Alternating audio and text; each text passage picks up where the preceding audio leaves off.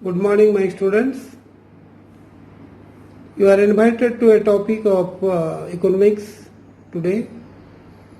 In my video, in my channel,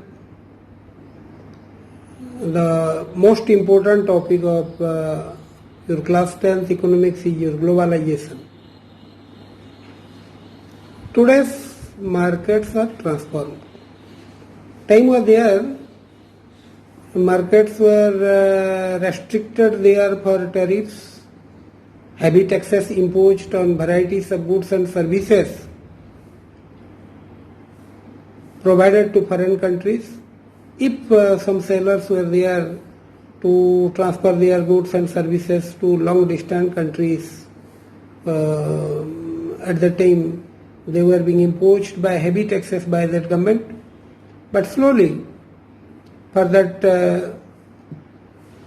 low margin of profit there from the businesses, WTO, World Trade Organization, interfered in the business of the whole world and wanted to remove or slow down that imposition of tariffs on goods and services, and globalization was possible. Treating all businesses throughout the world working under a single roof is called your globalization. Many people state many things there about globalization, but globalization, according to me, if all sort of things you are getting there from one place, suppose one car is produced there in America, for an example, Ford. Now how it is possible for that Indians to get that Ford in Indian market? No, everywhere the provision is created there to get that kind of goods and services everywhere throughout the world. How it become possible? That is there in this chapter. How globalization was possible in the world, we will discuss here. Production across the countries, across countries. How it is possible to produce across countries? Assemblance, assembling all things together. Getting a certification there by your country, by other countries, they are to move there and start your business is globalization. So how can you be allowed there to enter into the periphery of other countries? It is a question again. But here, involvement of government there to restrict the imposition of tariffs and extra taxes on goods and services can stop the tariff, and you can be allowed there to go and start that business. Up to middle of 20th century it is written here. I don't know why up to 1980 we saw that businesses were practiced throughout the world in a different way. What was that? Governments were imposing heavy taxes. It was the revenue directly coming to the pocket or the treasury of the government. So government all over the world, they were silent. But in that business world, profit was very less, very low. So to hike that level of profit, it was proposed here to the World Trade Organization to start a system throughout the world by which producer of one country can extend its business throughout the world. Throughout the world means it is international trade. International trade means international trade. International trade and globalization are different concepts. International trade is different, but the globalization is different. In international trade, the tariff was there.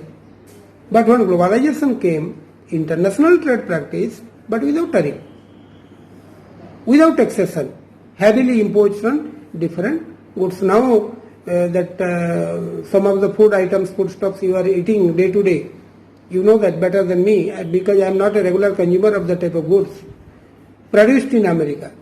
That is in control of the origin of that product started there in America, but that products are plentifully available there in India.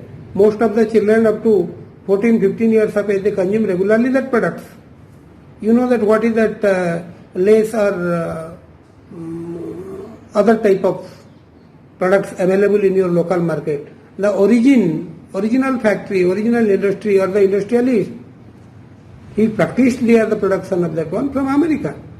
If you will go there to your Geographic Channel or Discovery Channel, you will find there how much big building is there, and all sorts of activities are going through that machineries, not by human. So it was a very nice practice throughout the world that caused for our people to get the dress material like your Vivaldi, crocodiles, Alan Solly, many kinds of foreign products, and almost all people, young generation people, are using that jeans after avoidance of that complexity in that international trade. A number of MNCs formed nowadays, they have to practice their production throughout the world. MNCs were allowed. And the production, spreading of production was possible there by MNCs. Number of your aluminium factories are there in India, but the owner of that factory, their industry is there in America. For an example, Anil Agrawal. He is residing now, though native Indian, still he is residing now in England or America, and this Bhushan and Vedanta industries are running here in India. So due to that spreading demand of that product caused. There is a bigger demand of a product there in India, and the industrialist is there in America. How can it be possible there to transfer that aluminium from America to India? So better with the introduction of a new system which is known as globalization, you can start production here also. You are allowed to start your production, taking that land, the cheap labor, getting a very useful market there, profitable market there nearer to your industry. It is possible there to increase your profit because you are paying very low amount, a marginal amount there to the government in the form of tax. The tax can be used there for better developmental work in that country. That is done. Fully it is not liberalized.